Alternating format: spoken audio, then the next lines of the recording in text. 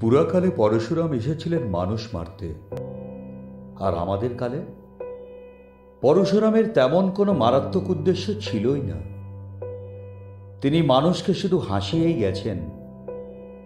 এই অনাবিল হাসির প্রকৃতি উঠে এসেছে অলৌকিক কিংবা ভৌতিক রচনা ধারাতেও।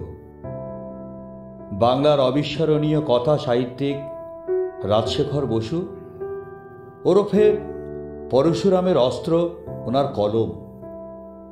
সেই কলমেরই এক অনবদ্য সৃষ্টি আজ আমরা কথা ও কাহিনীর মাধ্যমে পরিবেশনের দুঃসাহস করলাম। এই প্রচেষ্টা যদি শ্রোতাদের মনে আনন্দ সঞ্চার করতে পারে, সেটাই হবে আমাদের এক বিশাল প্রাপ্তি। আমাদের আজকের নির্বাচিত গল্প মহেশের মহাযাত্রা। গল্পের সূত্রধার ও গল্প পাঠে আমি অমিত সেন। শুরু করছি আজকের গল্প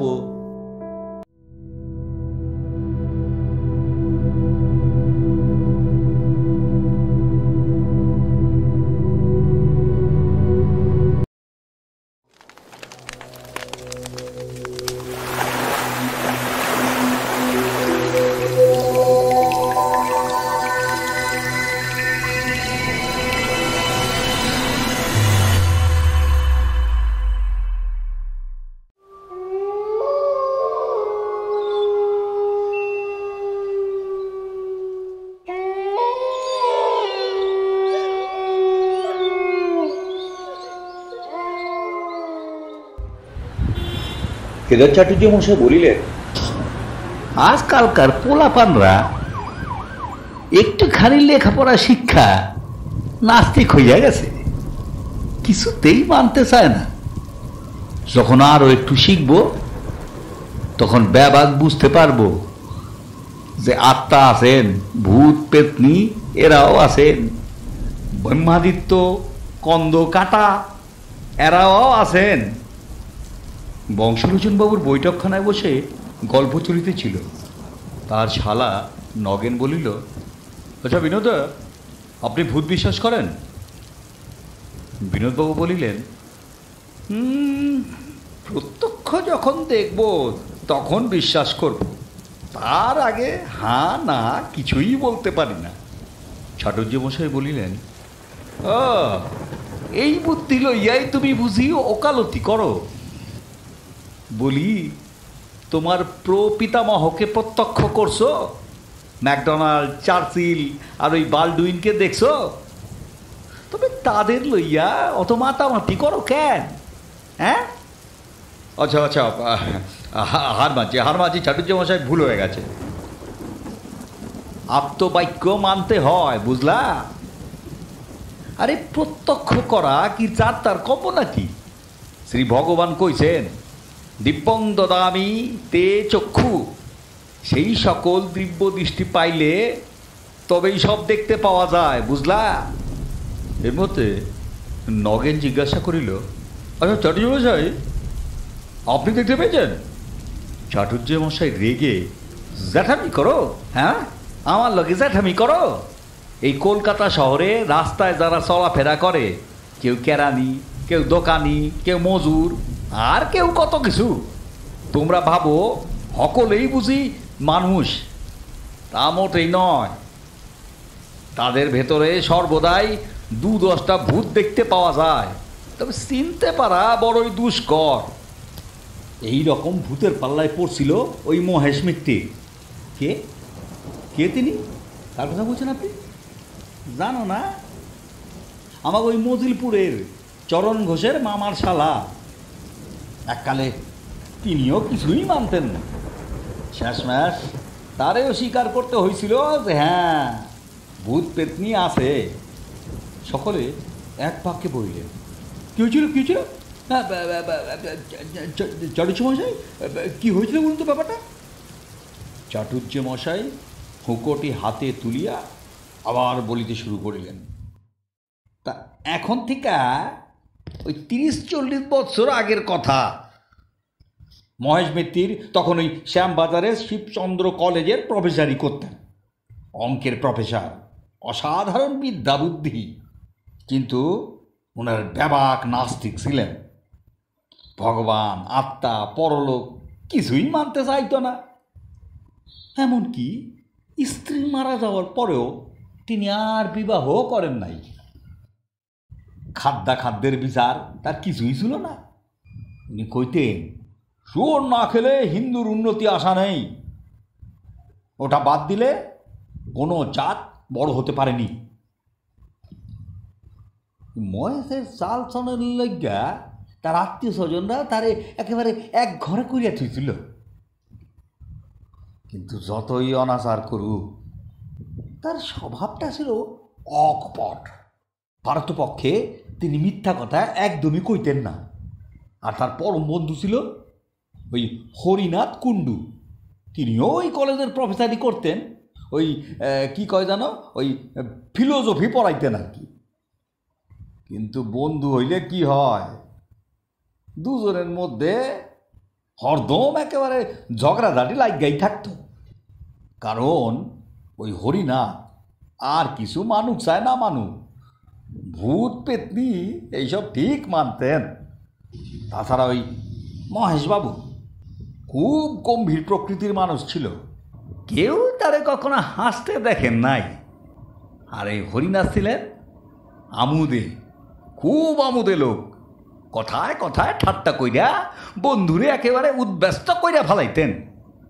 তবু হক কথা হইল গিয়া, তাগো পরস্পরের প্রতি একটা টান তো ছিলই।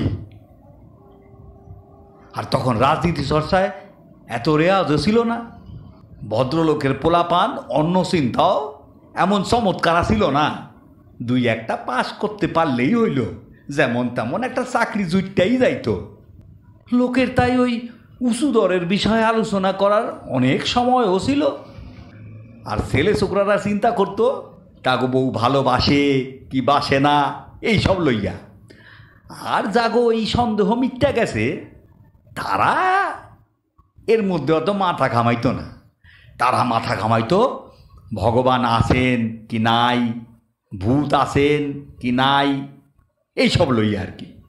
তা একদিন হইল গিয়া, ওই কলেজে তেমন কিছু কাজকর্ম ছিল না। অধ্যাপকেরা সকলে মিল্লা অফিস রুমে গল্প করতেছিলেন। আর ওই গল্পের আরম্ভ জানিয়াই হোক, ওই মহেশ আর হরিনাথ কথাটা টান্না লইয়া ওই ভূত আর ভগবানের নিয়ে হাজির করলেন। কারণ এই নিয়ে তর্ক করাই তো তাকে অভ্যাস। এই দিনও তাই করলেন। আলোচনা চলতেছিল জি চাকরের মাইনা লইয়া। কলেজের পণ্ডিত দীনবন্ধু বাচস্পতি মশায় বড় দুঃখ কইরা কইতাছিলেন, ছোট লোকের লোভ এত বেড়ে গেছে যে আর পেরে ওঠা যায় না মশাই। মহেশবাবু কইলেন, লোভ সকলেরই বেড়েছে, আর বাড়াই উচিত, নইলে মনুষ্যত্বের বিকাশ হবে কিসে? পণ্ডিত মশাই উত্তর দিলেন, লোভে পাপ, পাপে মৃত্যু। মহেশবাবু আর পাল্টা জবাবও কইলেন, লোভ ত্যাগ করলেও মৃত্যুকে ঠেকানো যায় না। হরিনাথ বাবু এইটারে টুস খাইয়া দেওয়ার জন্য কইলেন, আমাদের মতন লোকের লোভ হওয়া উচিত মৃত্যুর পর। মাইনে তো পাই মোটে ওই 250 টাকা, তাতে ইয়ে লোকের কটা শখই বা পূর্ণ হয়। তাই তো পরলোকের আশায় বসে আছি।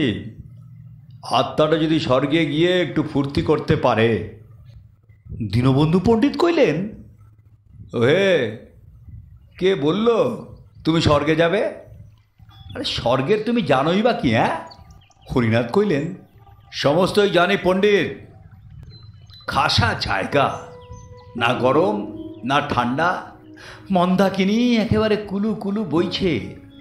তার ধারে ধারে পারিজাতের ঝোপ, সবুজ মাঠের মধ্যিখানে কল্পতরু গাছে আঙুর, বেদানা, আম, রসগোল্লা, কাটলেট সব রকম ফলে আছে।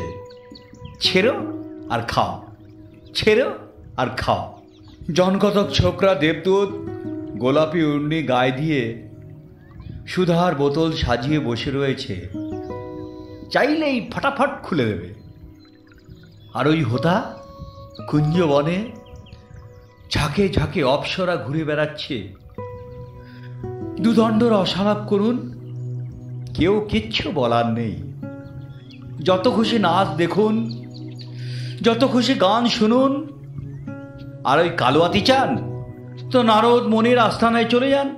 ওদিকে মহেশবাবু কইলেন, সমস্তই গাঁজা, পরলোক, আত্মা, ভূত, ভগবান কিচ্ছু নেই, কিচ্ছু নেই। ক্ষমতা থাকে তো প্রমাণ করো। এদিকে তর্ক তো আরো জৈমা উঠল। প্রফেসররা কেউ এক পক্ষে আর কেউ অন্য পক্ষে গিয়া দাঁড়াইল। আর এদিকে পণ্ডিত মশাই দারুণ অবজ্ঞায় ঠোঁট উল্টাইয়া বৈশা রইলেন। বৃদ্ধ প্রিন্সিপাল যদু সান্ডেল কইলেন, ভূতের তেমন দরকার দেখছি না, কিন্তু বাবা আত্মার ভগবান বাদ দিলেও চলে না। মহেশ মিত্তির কইলেন, কেউ নেই, কেউ নেই, আমি 10 মিনিটের মধ্যে প্রমাণ করে দিচ্ছি। হরিনাথ কুণ্ডু মহা উৎসাহে বন্ধুর পিঠ চাপড়াইয়া কইলেন, লেগে যাও, লেগে যাও। তারপর মহেশবাবু একটা ফুলস্কেপ কাগজ আর পেন্সিল লইয়া একটা বিরাট অঙ্ক কষতে লাগলেন। ঈশ্বর, আত্মা আর ভূত, এই 3 রাশি লইয়া অতি জটিল অঙ্ক। তার গতি বোঝা কার সাধ্যি। বিস্তর যোগ বিয়োগ গুণ ভাগকরণের পর হাতির সুরের মতন একটা বড় চিহ্ন দিয়া অবশেষে সমাধান কইরা কইলেন, ঈশ্বর ইজিক্যাল টু 0, আত্মা ইজিক্যাল টু ভূত, ভূত ইজিক্যাল টু 0। বাচস্পতি কইলেন, বদ্ধ উন্মাদ। মহেশবাবু কইলেন, ইন্টিগ্রাল ক্যালকুলাস, বুঝলেন, সাধ্য থাকে তো আমার অঙ্কের ভুল বার করুন।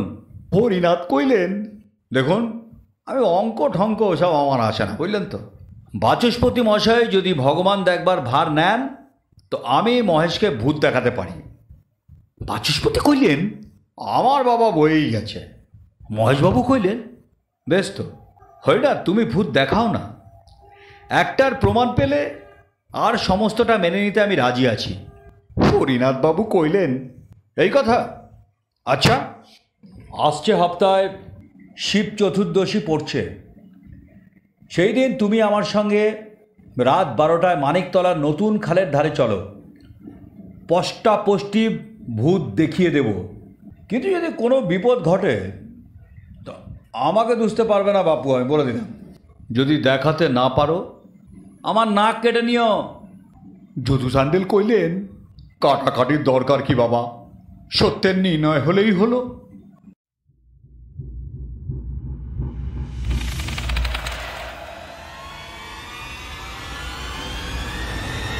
তারপর শিব চতুর্দশীর রাত্রে মহেশ মিত্তির আর হরিনাথ কুণ্ডু মানিকতলায় গেলেন। জায়গাটা তখন বড়ই নিস্তব্ধ, রাস্তায় আলো নাই কইলেই চলে। দুধারের বাবলা গাছে আরো অন্ধকার কইরা রয়েছে। সমস্ত কিছু নিস্তব্ধ, চুপচাপ। কেবল মাঝে মাঝে পেঁচার ডাক শোনা যাইতাছে।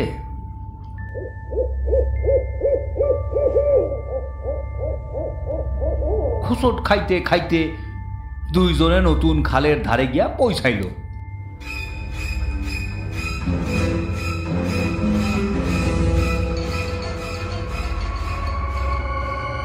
হরিনাথ কইল, বুঝলে মহেশ, 2 বছর আগে এখানে প্লেগের হাসপাতাল ছিল, এ দেখো না, এখনো তার গোটা কত খুঁটি দাঁড়িয়ে আছে। মহেশ মিত্তির হইল গিয়া অবিশ্বাসী সাহসী লোক, কিন্তু তারও ওইসব কথা শুন না, তারও কেমন গা সমসাম সমসাম করতে লাগলো।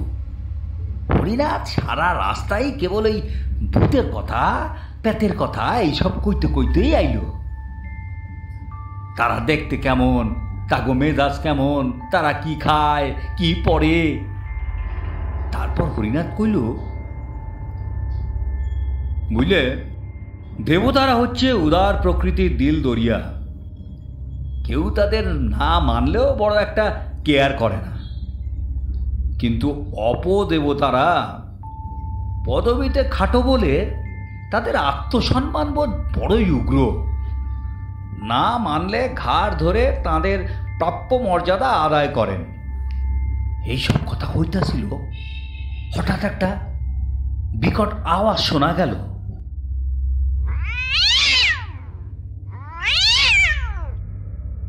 কোনো অশরীরী বিলাল তার পলাতকা প্রণয়িনীরে আকুল আহ্বান করতাছে। একটু পরেই মহেশবাবু রোমাঞ্চিত হইয়া দেখলেন একটা লম্বা কালো কুচকুচা মূর্তি দুহাত তুইলা সামনে দাঁড়াইয়া আছে।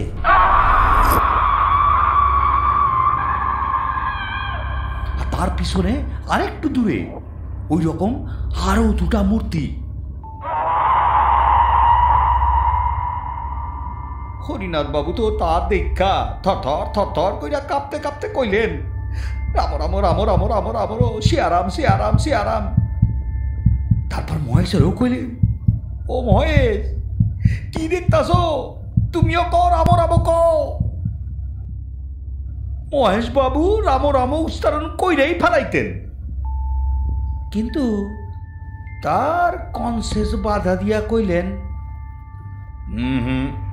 একটু সবুর করো হরিনাথ, যদি ঘাড় মটকাবার লক্ষণ দেখো তখন না হয় রাম রাম করো।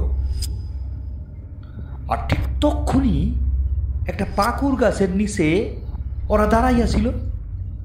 হঠাৎ ওপর থেকে খানিকটা কাদা গোলা জল মহেশের মাথার উপরে একদম থপ কইরা পড়ল।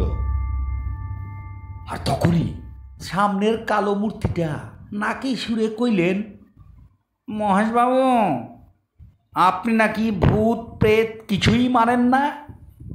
এই অবস্থায় কোনো বুদ্ধিমান ব্যক্তি মানেই সে কইতো,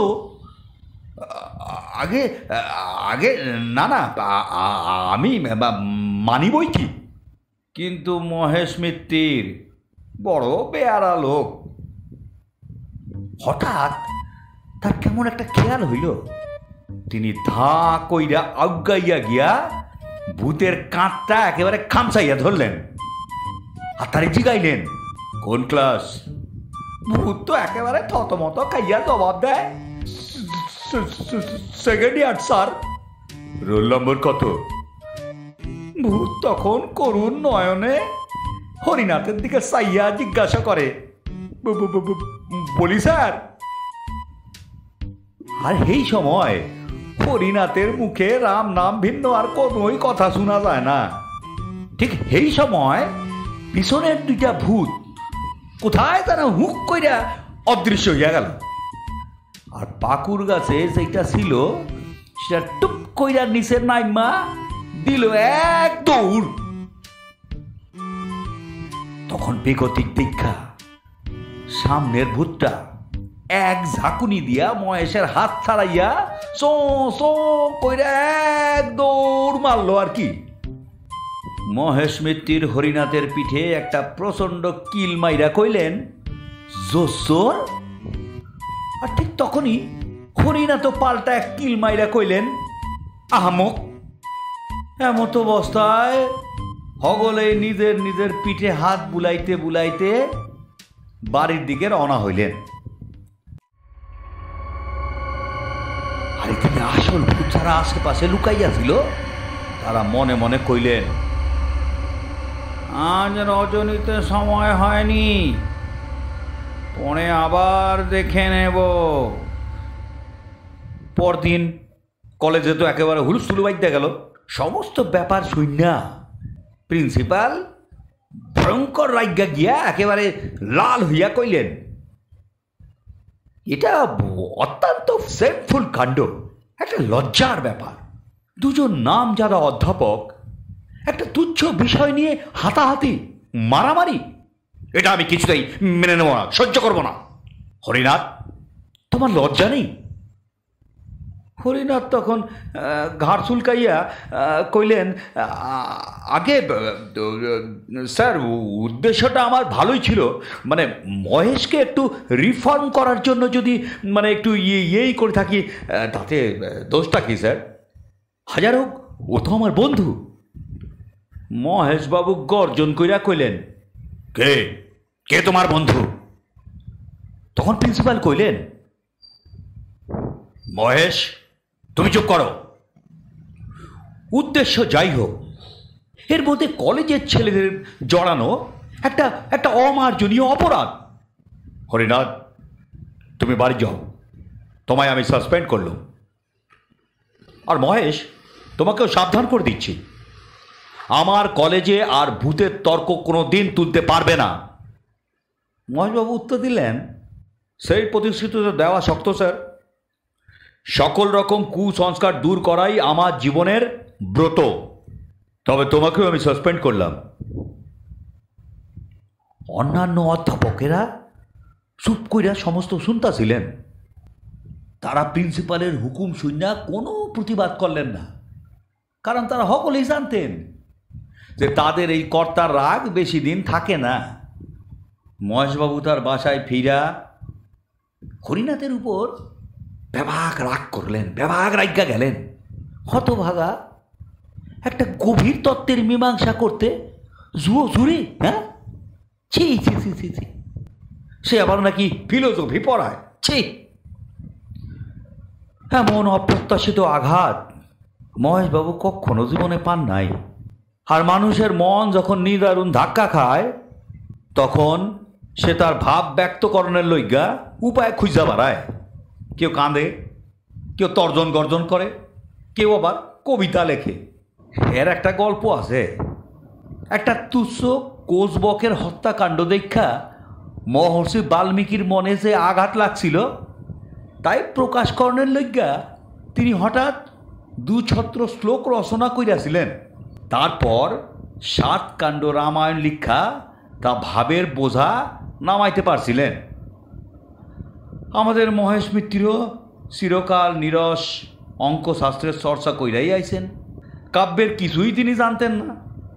কিন্তু আজ তারও মনে সহসা একটা কবিতার অঙ্কুর গজগজ গজগজ করতে লাগলো। তিনি তার ব্যাগ সামলাইতে পারলেন না। কলেজের পোশাক না ছাইরাই বড় একখান আলজেব্রা খুললা তার প্রথম পাতায় লিখা ফালাইলেন, হরিনাথ কুণ্ডু খাই তোর মুন্ডু। কবিতাটি লিখা বারবার ডাইনে বাইয়ে ঘাড় বাঁকাইয়া, তারপরে আবার এদিক ওদিক দীক্ষা আদিকবি বাল্মীকির মতন ভাবলেন, উত্তম হয়েছে। কিন্তু একটা খটকা বাইধাই রইল, কুণ্ডুর সঙ্গে মুন্ডু আবহমান কাল থেকে চলে আসছে। কুণ্ডুর সঙ্গে মুন্ডু মেলাতেই হবে, এ হলো প্রকৃতির অলঙ্ঘনীয় নিয়ম। তবে মহেশের কৃতিত্ব কোথায়? মহেশবাবু একটু ভাইবা আবার লিখতে শুরু করলেন, কুণ্ডু হরিনাথ মুন্ডু করি পাত।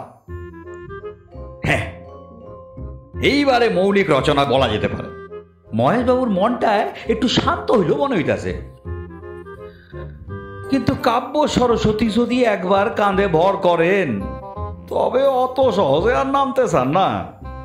মহেশবাবু আবার লিখতে শুরু করলেন, হরিনাথ ওরে হবি তুই মোরে নরকের পোকা, অতিশয় বোকা। নরকই যখন নেই, তার আবার পোকা কোথার থেকে আসবে?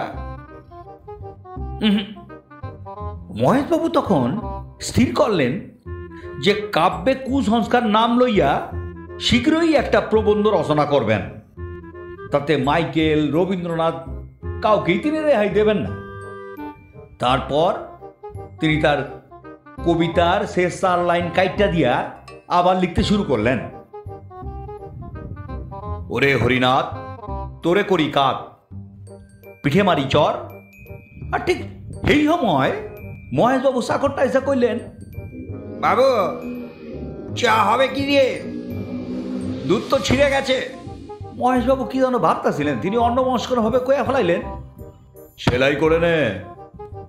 তারপর আবার তিনি আপন মনে লিখতে শুরু করলেন, পিঠে মারি চট, মুখে গুজে খড়, জেলে দেশলাই, আগুন লাগাই। কিন্তু তিনি আবার মনে মনে ভাবতে লাগলেন, হরিনাথে পুরাইয়া ফালাইলে জগতের তো কোনো লাভ হইব না, অনর্থ খানিকটা জান্ত পদার্থ নষ্ট হইব। বরং তার চাইতে আবার তিনি লিখতে শুরু করলেন, হরিনা তোরে পড়াবো না, তোরে নিয়ে যাব ধাপা, দেব মাটি চাপা, সার হয়ে যাবি ঢেঁড়স ফলাবি।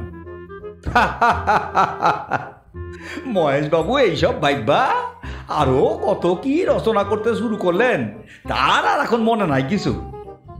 কবিতা লিখা খানিকটা উচ্ছ্বাস বাইর কইরা তারপর তার হৃদয়টা একটু হালকা হইল। তারপর তিনি পোশাক আশাক ছাইরা ইজি চেয়ারে শুইয়া দিলেন এক ঘুম। এইভাবে 3 দিন যাইতে না যাইতেই প্রিন্সিপাল মহেশবাবুরে আর হরিনাথ বাবুরে আবার ডাক্কা পাঠাইলেন। তারা আবার নিজের নিজের কাজে বহাল হইলেন। কিন্তু এদিকে মহেশবাবু আর হরিনাথ বাবু এক বন্ধুত্বটা গেল ভাঙ্গা। সহকর্মীরা সকলে মিল্লা অনেক চেষ্টা করলেন দুজনের মিলাইতে, কিন্তু কোনো ফল হইল না। হরিনাথ বরং একটু সন্ধির আগ্রহ দেখাইয়াছিল, কিন্তু মহেশবাবু একেবারে পাথরের মতন শক্ত। কিছুদিন পর মহেশবাবুর খেয়াল হইল এইসব পেততত্ত্ব লইয়া একতরফা বিচার করাটা ন্যায়সঙ্গত হইব না, এর একটা অনুকূল প্রমাণ বাইর করতেই হইব, আর এটা জানা খুব খুব দরকার। তিনি দেশি বিদেশি নানান বই সংগ্রহ করতে শুরু করলেন। আর এই সকল বই পইরা তাতেও তার অবিশ্বাস রইয়াই গেল। প্রত্যক্ষ প্রমাণ তিনি কিছুতেই খুঁজে পাইলেন না। কেবল তাতে লেখা আছে অমুক ব্যক্তি কি কইলেন, অমুক ব্যক্তি কি দেখলেন। আরে বাবা, বাঘের অস্তিত্ব যদি থাকে তাহলে তো দেখাই যাইব, তাতে আবার সন্দেহ কিসের? কারণ বাঘ জঙ্গলে গেলেই দেখা যায়। এই রকম যদি ভূত থাকে তবে তাহলে খাঁচায় পুইরা দেখাও না বাবু। তা নয়, শুধু নানান রকম ধাপ্পাবাজি, প্রেততত্ত্ব, অমুক সমুক এইসব আর কি। যাই হোক, এইসব প্রেততত্ত্ব পইরা মহেশবাবু আরও সইতে গেলেন। শেষটা এমন হইল যে সকল ভূত পেতের গোষ্ঠীর দিনই গালাগাল দিতে শুরু করলেন। পরে পরে এমন হইল যে মহেশবাবুর মাথাটাই গেল গরম হইয়া। রাত্রে ঘুম হয় না, কেবল নানা রকম আজে বাজে ভূত পেতের স্বপ্ন দেখেন যে ভূতরা নাকি তারে ভেঙাইতেছে। এমন স্বপ্ন দেখা মহেশবাবুর শরীরটাই গেল খারাপ হইয়া। ডাক্তার আইলেন, সব কিছু দেখা তিনি কইলেন, মহেশবাবু ওইসব পড়াশুনো বন্ধ করুন। আপনি ভূত পেত এগুলো যখন মানেন না, কি দরকার এগুলো নিয়ে পড়াশুনো করার? বন্ধ করুন এইসব ভুতুরে বই। কিন্তু ওই সব বই পড়া মহেশবাবুর এখন একটা নেশা হইয়া দাঁড়াইছে। আর পড়লেই রাগ হয়, আবার না পড়লেও ভালো লাগে না। অবশেষে মহেশ মিত্তির এক কঠিন রোগে শয্যাশায়ী হইয়া পড়লেন। দিন দিন তার শরীর একদম খুইয়া যাইতে লাগলো, কিন্তু রোগটা যে কি তার নির্ণয় হইল না। সহকর্মীরা প্রায় আইসা তারে দেখা যায়, তার খবর লইয়া যায়। হরিণা তো কয়দিন আইছিল। একদিন তো মহেশবাবু এমন আচরণ করলেন, মহেশবাবু তার মুখ দর্শনও করতে চাইলেন না। এইভাবে 7-8 মাস কাটতে গেল। একদিন শীতকাল, তখন রাত 10টার সময় হরিনাথবাবু শোয়ার উদ্যোগ করতেছে। এমন সময় মহেশের চাকর আইসা খবর দিল যে তার বাবুর শরীর খুব খারাপ। হরিনাথ তক্ষণি হাতিবাগানে মহেশের বাড়ির দিকে রওনা হইলেন। গিয়া দেখেন মহেশের অবস্থা খুব খারাপ, আর বেশি দেরি নাই। এদিকে তার আবার মৃত্যুর ভয়ও নাই। তিনি কইলেন, এসেছ হরিনাথ, তোমায় আমি ক্ষমা করলুম, কিন্তু তা বলে এই ভেবো না যে আমার মন কিছুমাত্র বদলেছে। এই নাও, এই রইল আমার উইল। তোমাকে আমি পাওয়ার অফ অ্যাটর্নি দিলাম। আমার পৈতৃক 10,000 টাকার কাগজ ইউনিভার্সিটিকে দান করেছি।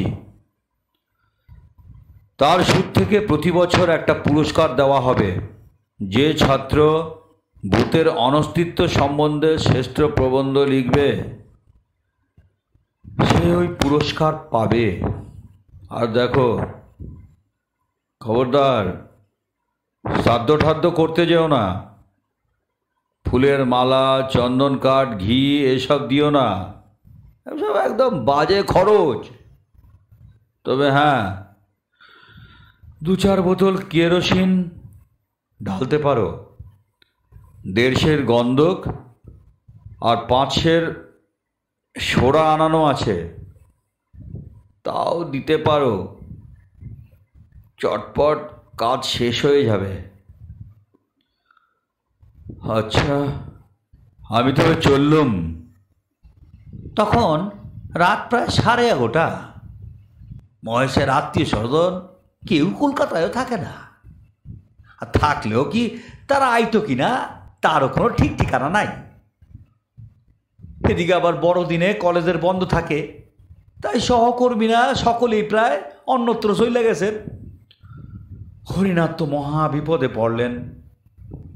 মহেশবাবু চাকরে কইলেন, পাড়ার লোকজনদের খবর দাও, তাদের আইতে কও। অনেকক্ষণ পর 2জন মাতব্বর প্রতিবেশী আইলেন। তারা ঘরে ঢুকলেন না, বাইরের থেকেই নানান প্রশ্ন, নানান কথা জেগান। কি ও মশাই, আরে চুপ করে বসে আছেন কি? সৎকারের ব্যবস্থা করবেন না নাকি? হরিনাথ কইলেন, আমি একলা মানুষ, আপনাদের ওপরই তো ভরসা। এই কথা কইতে না কইতেই ওই প্রতিবেশীগুলো কইলেন, ওই বেলাল্লা হতবেগার লাশ আমরা বইতে পারবো না। ইয়ার কি বেজেন নাকি? হ্যাঁ, এই কথা কইয়াই কি জানি কি ভাববা তারা সব সইরা পড়ল। হরিনাথের তখন মনে পড়ল, বড় রাস্তার মোড়ে একটা মোটকটা সাইনবোর্ড দেখছিলেন, বৈতরণী সমিতি ভদ্র মহোদয়গণের দিবারাত্রি সস্তায় সৎকার। অনেক চেষ্টা চরিত্রের পর সমিতি থেকে 3জন লোক জোগাড় কইরা তারপরে আইলেন। প্রত্যেকের আবার 15 টাকা কইরা পারিশ্রমিক দিতে হইব, আর শীতের ওষুধ বাবদ 9 শিকে। যা হোক, যা হইল। সমস্ত আয়োজন শেষ কইরা হরিনাথ আর তার সঙ্গীরা খাট কাঁধে লইয়া রাত 2:30টার সময় নিমতলামুখী রওনা হইলেন। আমাবস্যার রাত্রি, তার উপর আবার কুয়াশা। হরিনাথের দল কর্নওয়ালিস স্ট্রিট দিয়া আগাতে লাগলেন। গ্যাসের আলোগুলি তখন মিটমিট কইরা চলতেছে।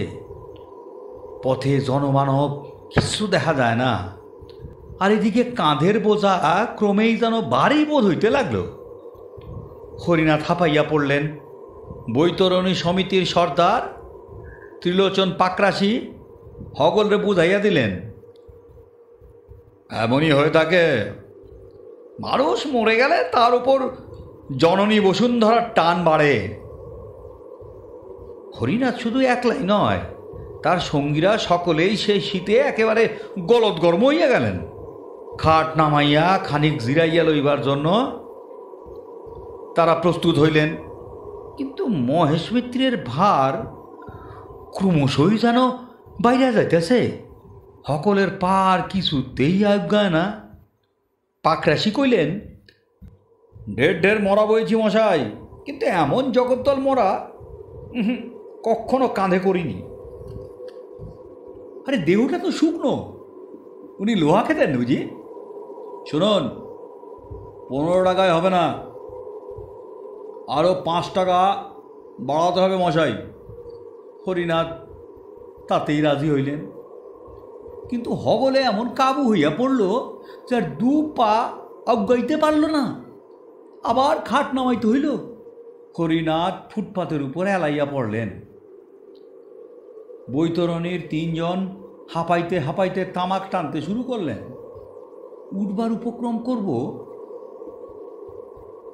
এমন সময় হরিনাথের নজর পড়ল কুয়াশার ভিতর দিয়া একটা আবছায়ার মতন কি যেন এদিকে আজ্ঞাই আইতেছে।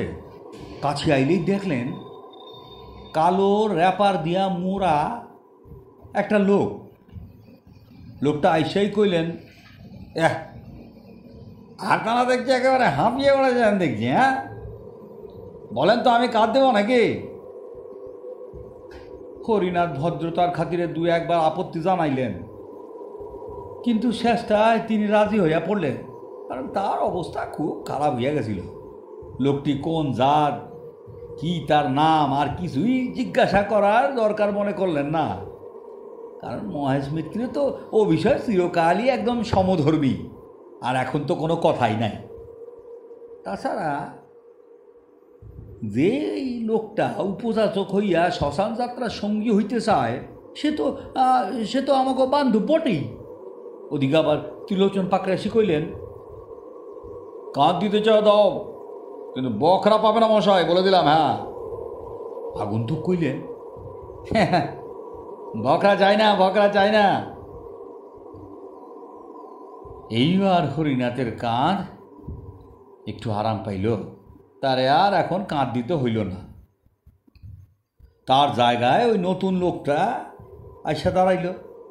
তো আগের থেকে যাত্রাটা একটু দ্রুত হইল, কিন্তু কিছুক্ষণ পর আবার সেই একই অবস্থা, পার হকলের কিছুতেই চলে না।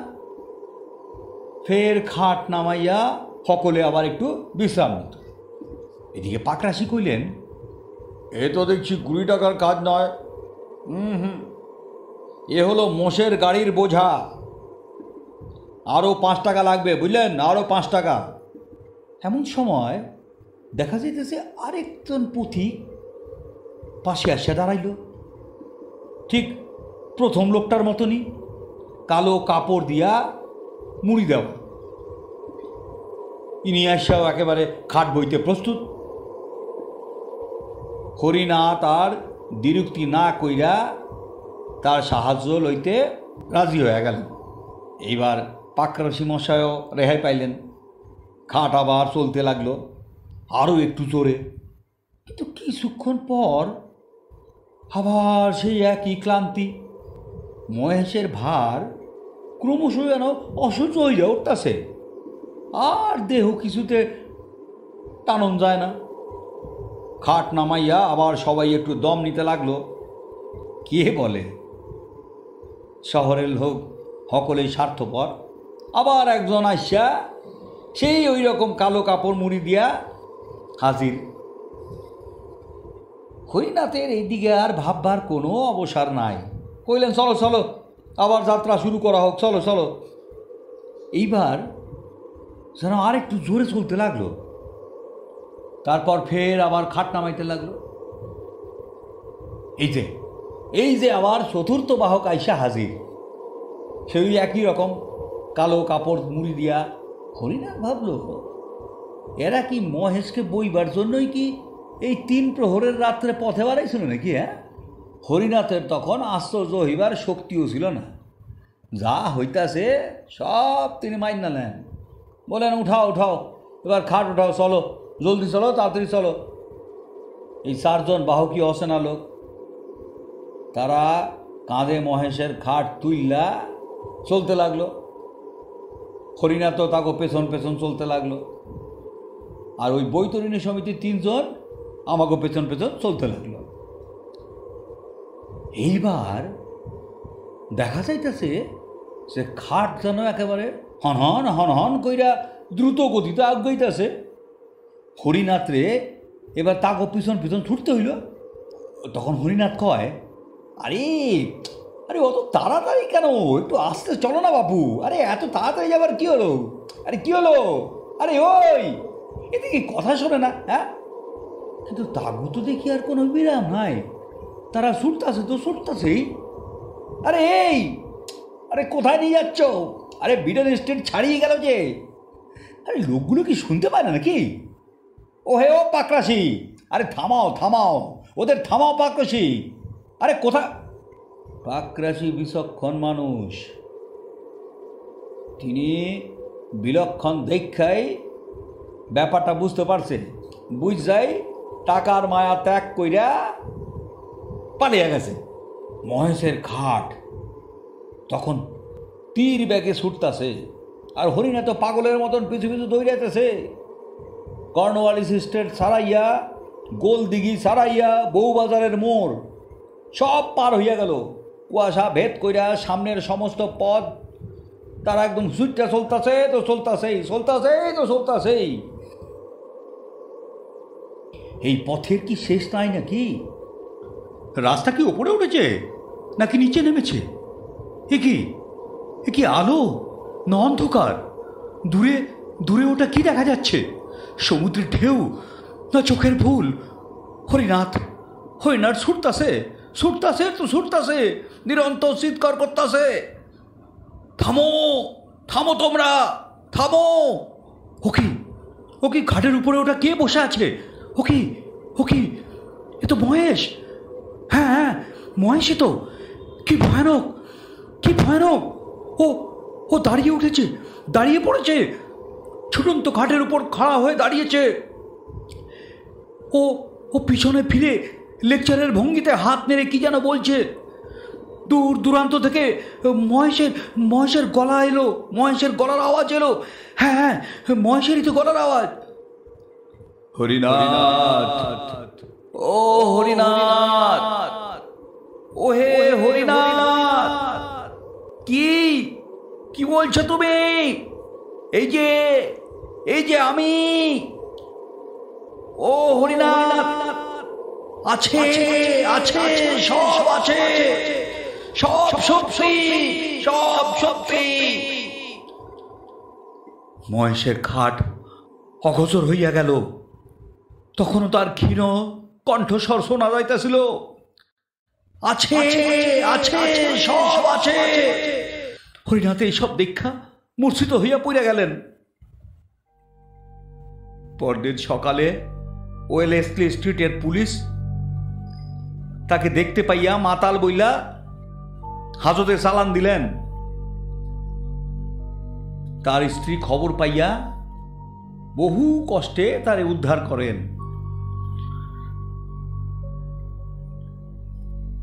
বংশলোচন বাবু জিজ্ঞাসা করলেন, গঙ্গায় পিণ্ডি দেওয়া হয়েছিল কি?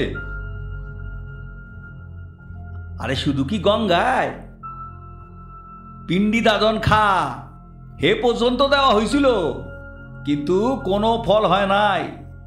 পিণ্ডি ছিটকাইয়া ফিরে আইল। তার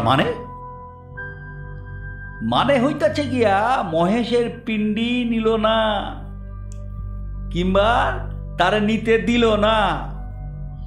আশ্চর্য! তাহলে মহেশ মিত্রের টাকাটা এইটা ইউনিভার্সিটিতে এখনো পর্যন্ত গচ্ছিতই আছে, কিন্তু কাজ কিছুই হয় নাই।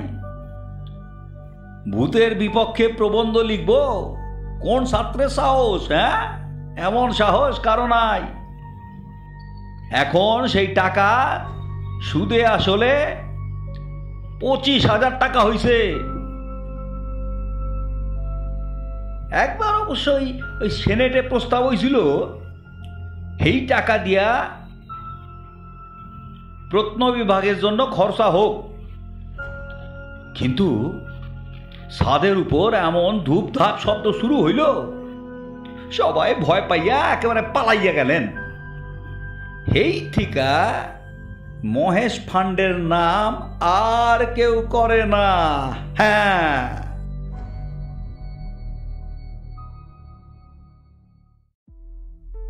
আপনারা শুনলেন আজকের গল্প মহেশের মহাযাত্রা। গল্প পাঠে আমি অমিত সেন। গল্পটি ভালো লেগে থাকলে লাইক ও কমেন্টস করে অনুপ্রাণিত করবেন আশা করি। এরকম আরও গল্প শোনার জন্য আমাদের এই চ্যানেলটি সাবস্ক্রাইব করুন। ধন্যবাদ।